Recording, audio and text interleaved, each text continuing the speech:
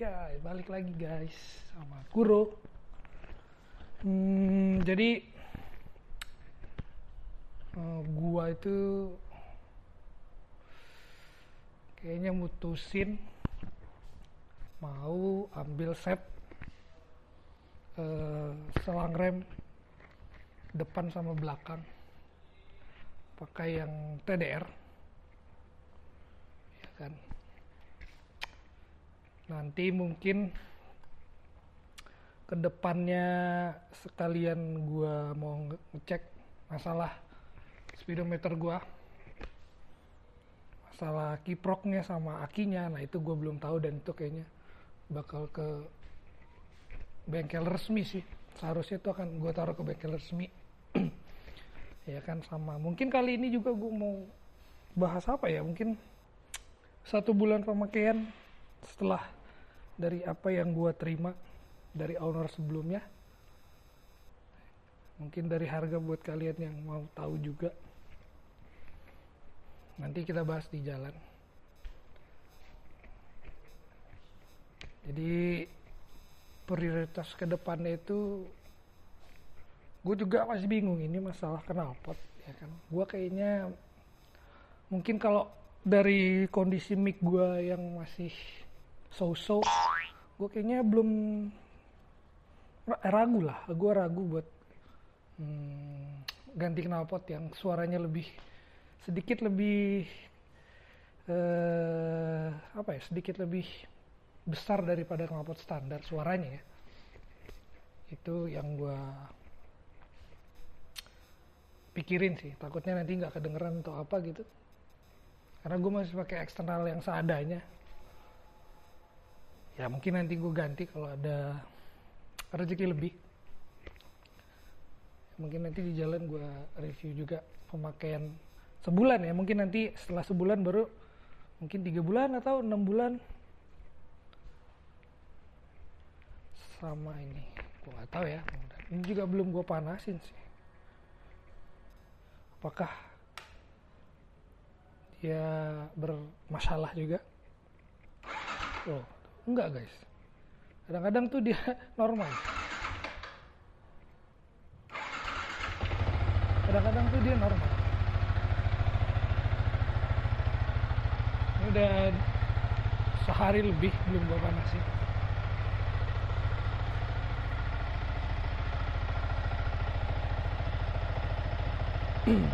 Inilah kondisinya.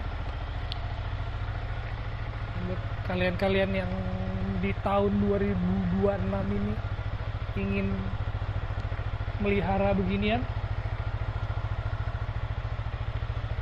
dengan harga yang gue dapat dan kondisi kondisi yang gue dapat lah, mudah-mudahan nanti bisa jadi patokan.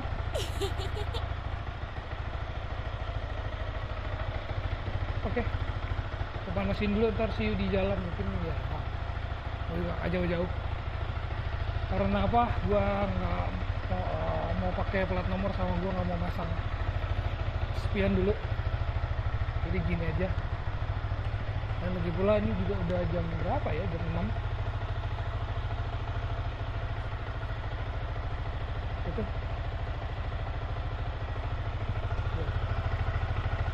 Mudguard yang gua ide-idein. Oke. Ya deh. See you di jalan ya. Nanti gua panasin dulu ini. Wah. Oke. Dah. Ya, keluar rumah gua. Biasa guys, kalau ribet banget gua keluar rumah.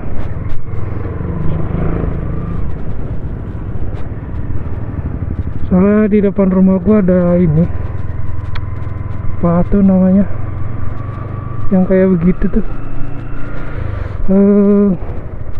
MBG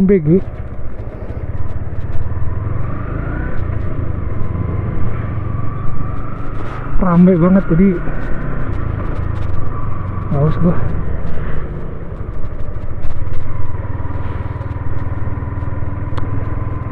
Bentar.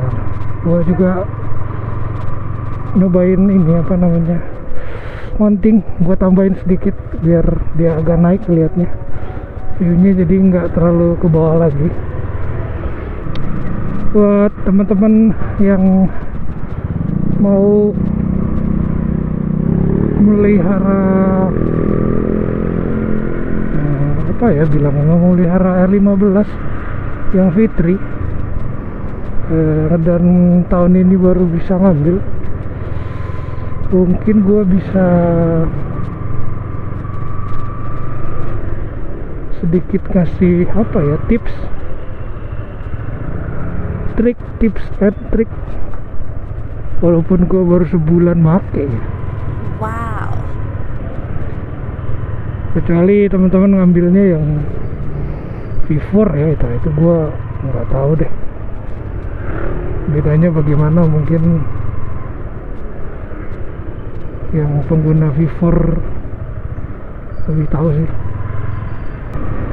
Gua punya tipsnya itu ya, kecuali kalian beli dari teman kalian ya, beli dari teman kalian, teman dekat kalian, kalian tahu orangnya, kalian tahu pemakaiannya ya kan, kalian tahu dia pakai oli apa, dia pakai bensin apa, nah, itu udah terserah sih. Itu tinggal diskusikan dengan teman kalian lagi yang punya pengalaman di bidang mesin ya, mesin mungkin kaki-kaki ya kan, apalagi ya kelistrikan. Itu buat kalian yang udah punya teman ya dan mungkin mau ngambil motornya dia mungkin udah bosen, fine aja. Jadi taunya sedikit lebih baik lah dibanding kalian ngambil dari dealer motor bekas ya kan. Poin plusnya bukan berarti masalahnya nggak banyak juga ya, itu tergantung dari kondisi. Tapi kalau kayak gue ini, gue ngambil dari dealer ya, dengan harga yang ya kalau dari gue lihat-lihat sih, lihat komen gitu katanya overpriced sih. Gue ngambil itu awalnya tuh dia buka di 22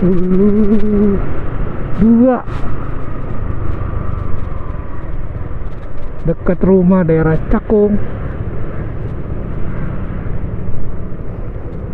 22 dan gua oke lah, gue lihat dulu barangnya. Memang kalau dari foto sih kinclong ya, bagus kalau macamnya, kondisi dari foto tuh kelihatan bagus.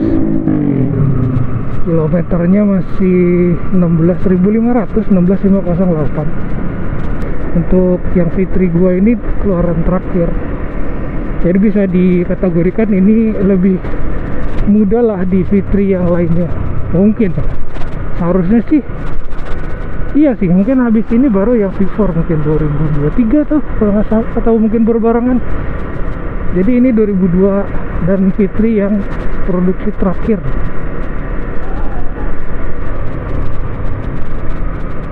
Nah, karena kemarin itu sebelum nyari R15 itu gua fokusnya itu ke arah mesin ya kan. Jadi yang gua nggak tahu itu, yang gua belum paham itu masalah kaki-kaki kan.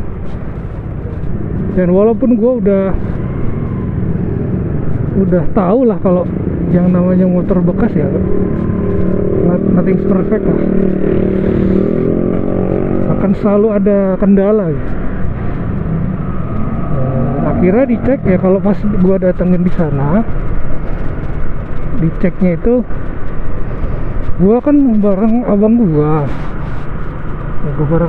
ya. Abang gua juga nggak terlalu tahu mesin, cuman dia bisa mengira-ngira lah, bantu gua ngambil keputusan segala macam, worth it atau enggaknya gitu.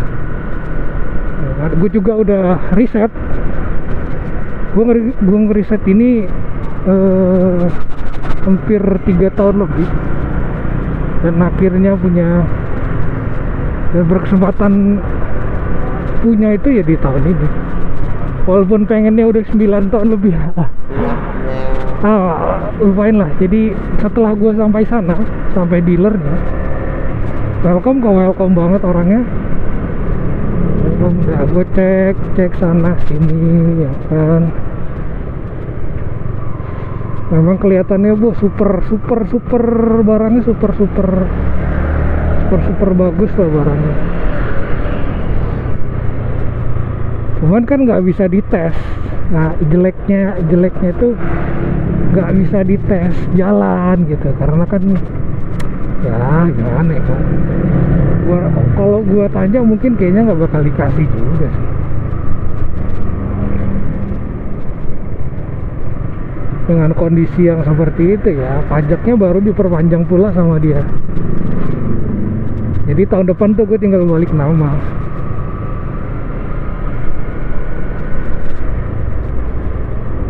Ya setelah gue cek ya kan, udah gue hidupin mesinnya, suaranya halus banget. Suaranya halus ya kan. Kelistrikan oke, lampu oke, starter pun oke. Karena mungkin gue awam, gue fokusnya itu kemarin untuk R15 itu ke arah mesin aja. Jadi ya gue nggak tahu masalah kaki, terutama apa ya, seal shock depan itu. Nah itu yang gue pas sampai rumah itu gue baru sadar kalau ada kebocoran besoknya. Maksudnya kan sampai rumah gue excited, gue foto-foto, gue ini itu, barulah gue tahu keesokan harinya gitu. Nah kalau gue lihat-lihat infonya itu karena mungkin itu nggak ada apa ya, dari owner sebelumnya atau bahkan di dealernya itu nggak ada pedok. Jadi entah mungkin udah 3-4 bulan lebih dia selalu miring, hanya standar samping ya. Jadi ada kemungkinan itu ke arah situ, trouble di kaki-kaki ya. Selain itu sih nggak ada ya. Kalau ban gua nggak bisa ngomong banyak, karena ya sudah lah, penggunaan ban itu kan memang penting, tapi lu ngambil motor bekas ya kan, dan udah ditinggalin di dealernya itu berapa lama ya kan, nah itu kan sulit untuk diprediksi ya kan. Tapi ya gua lihat bannya masih tebal, dan ini masih gua pakai sampai sekarang, nggak ada kendala juga. Ya kalau bocor kemarin memang ada bocor, ternyata ada paku, entah dari pas sana gua pulang gua kena paku, emang kemarin ada paku. Tapi setelah itu ditambal nggak ada kebocoran sama sekali sampai dengan sekarang. Kalau mesin itu yang kalian perlu gimana ya ngomongnya, mungkin cek atau bawa orang yang paham gitu, tanpa harus bongkar tangki.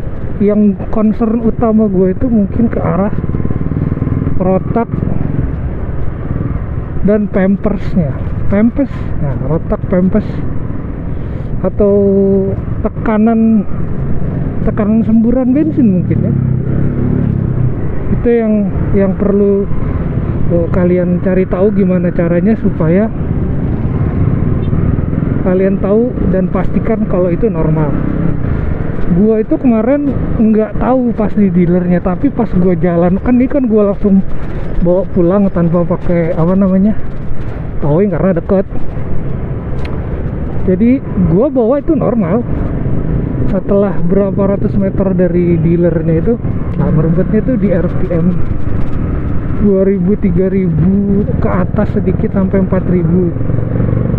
Nah itu dia agak apa ya, agak berbet. Bukan berarti berbetnya berbet aneh ya, memang kayak berbet aja. Tadi gue pikirnya itu karena paling habis dicuci segala macam ya kan, kelamaan ditinggalin. Awalnya gue berpikir begitu, atau ada masalah lain karena mesinnya normal, halus banget mesinnya. Ya sudah, gua pulang ke rumah dengan kondisi begitu ya kan. Dan gue juga nggak tahu pengguna sebelumnya ini pakai bensin itu apa. Sudahlah, gue maklumin ya, mungkin karena itu. Akhirnya besok 2 harinya itu gue ke bengkel, ke Izo, gue langsung ke Izo. Gue tanya solusinya apa, dicek segala macam ya kan. Ketemulah masalahnya itu di rotaknya lemah, tekanannya itu di bawah normalnya kan harusnya 40 ya. Kemarin tuh gue dapet di 20-an. Nah, itu jadi apa ya, jadi not buat kalian yang mau ngambil R15 Fitri ya, entah itu yang 2016 yang Fitri yang awal. Gimana caranya bisa ngetahuin itu normal atau enggak? Nah itu gue belum tahu ya. Tapi dari yang gue alamin ya begitu. Kalau bisa kalian wajib tahu kondisi rotaknya itu bagus atau enggak, karena harga rotak itu lumayan ya guys. Buat yang kayak gua ini, pengangguran gak ada obat ini ya mahal. Yang original itu kalau nggak salah sekitar hampir 200.000, 170 ke 180, belum sama pampersnya dan pemasangan. Nah, itu jadi concernnya. Setelah itu mungkin kalau sprocket, gear dan rantai itu masih bisa kalian tunggu kalau nggak terlalu parah ya. Tapi kalau saran gue untuk gear itu sama rantai sama sprocketnya itu kayaknya sih bagusnya diganti ya, kalau kalian punya budget lebih. Servis segala macam, ganti oli, air radiator sekalian, oli-olinya, filter-filternya itu langsung kalian rubah ke yang baru, biar kalian tahu pemakaiannya itu di tangan kalian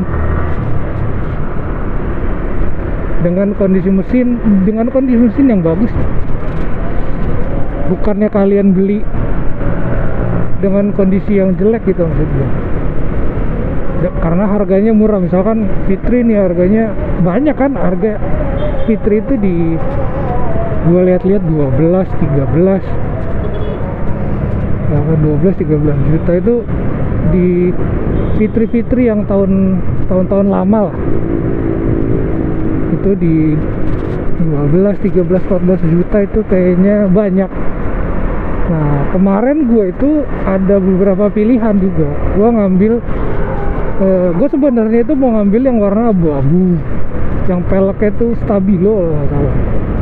Itu kan kalau nggak salah 2000 berapa ya, 2019 sampai 2020.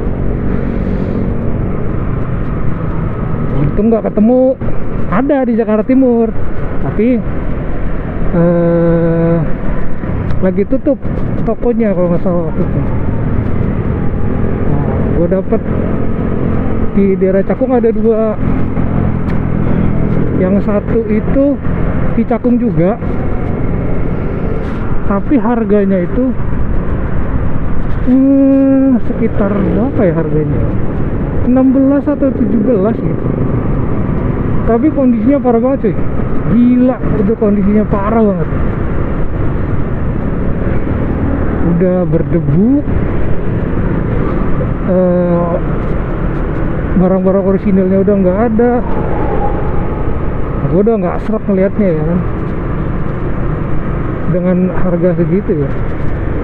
Makanya pas gue ke dealer yang ini, yang gue dapat motor ini tuh jauh banget cuy kondisinya cuy. Walaupun harganya dibuka tuh 22, pasti ada kelebihannya selain pajaknya yang baru di pajaknya yang baru diperpanjang.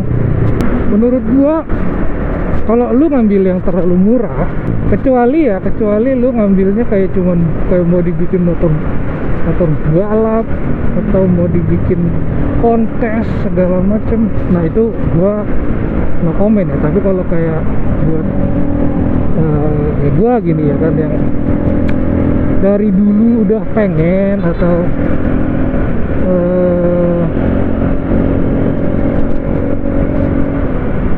memang udah pengen lama lah, atau apa ya, pengen nyobain motor sport gitu,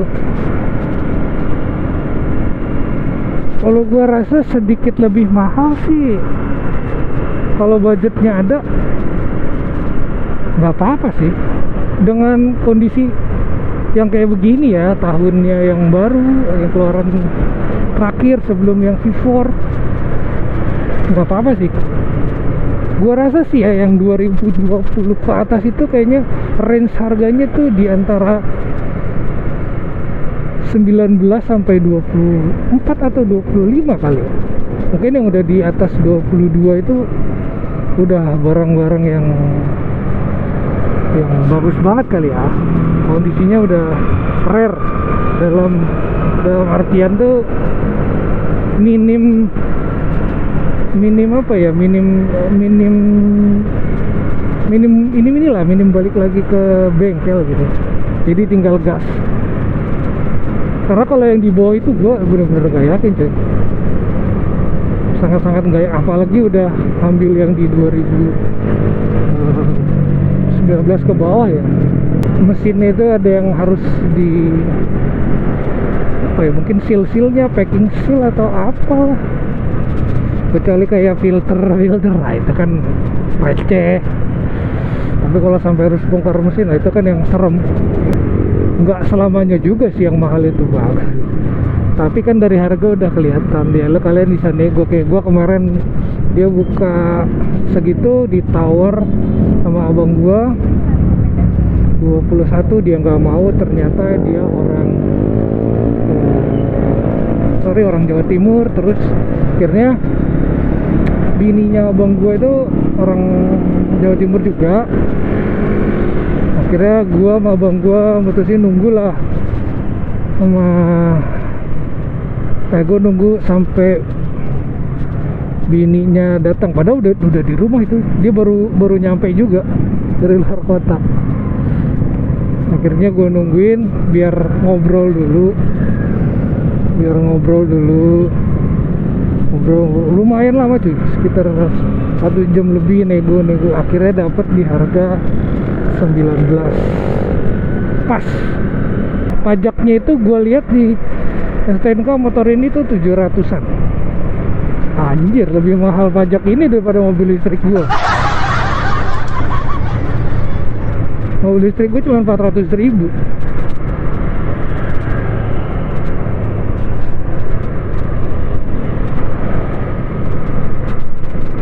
Jadi itu guys, kalau kalian mau ngambil bekas, pastikan ambil tuh yang tahun 2019 ke atas. Mau warna apapun ya, kalau cocok-cocokan aja. Tapi terbaiknya tuh di 2019 ke atas ya, supaya meminimalisir bongkar mesin yang lebih effort, keluarnya lebih banyak lah. Meminimalisir ya, bukan berarti enggak akan. Pastilah lu kalau ngambil bekas, pastilah, tapi meminimalisir lebih baik ya. Kalau untuk kaki-kaki itu di seal shock depannya itu bocor atau enggak itu bisa dilihat sih. Kalau dia terlalu lama di dealer